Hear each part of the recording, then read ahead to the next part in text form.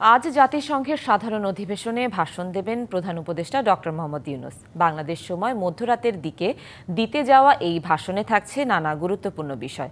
আসন্ন নির্বাচনের মাধ্যমে বাংলাদেশে গণতান্ত্রিক যাত্রা এবং বিগত সময়ে আওয়ামী লীগের অপশাসনের বিষয় তুলে ধরা হবে এই ভাষণে। থাকবে বিশ্ববাসীর জন্য বেশ কিছু বার্তা। জাতিসংঘের ৮০তম সাধারণ অধিবেশনে আজ ভাষণ দিতে যাচ্ছেন অন্তর্বর্তী সরকারের প্রধান উপদেষ্টা ডক্টর মোহাম্মদ ইউনূস।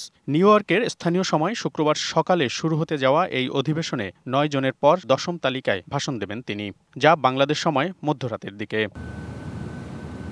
জাতিসংঘের সাধারণ অধিবেশনে সরকার প্রধান হিসেবে এটি হতে যাচ্ছে তার দ্বিতীয় এবং ফেব্রুয়ারিতে জাতীয় নির্বাচন হলে এই ফোরামে বর্তমান সরকারের প্রধান হিসেবে শেষ ভাষণ। তাই বাংলাদেশকে কিভাবে উপস্থাপন করা হচ্ছে তা নিয়ে আগ্রহ বিভিন্ন মহলের।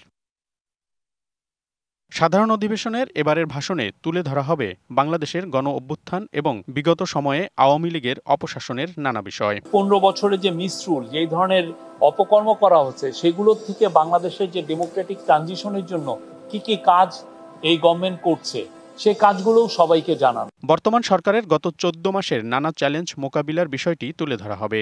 জানানো হবে একই সাথে বিচার সংস্কার ও নির্বাচনের জন্য কিভাবে প্রস্তুত হয়েছে বাংলাদেশ।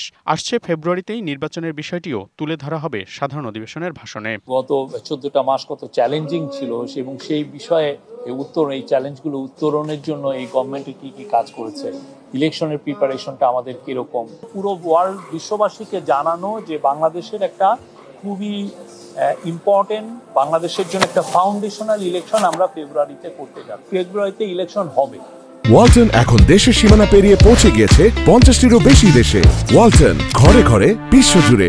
হ্যাঁ, ফেব্রুয়ারির প্রথমার্ধে।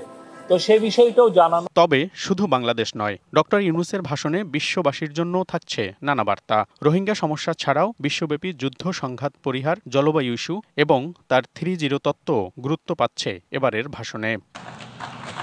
মনিরুল সোহাগ, ডিবিসি নিউজ, ঢাকা।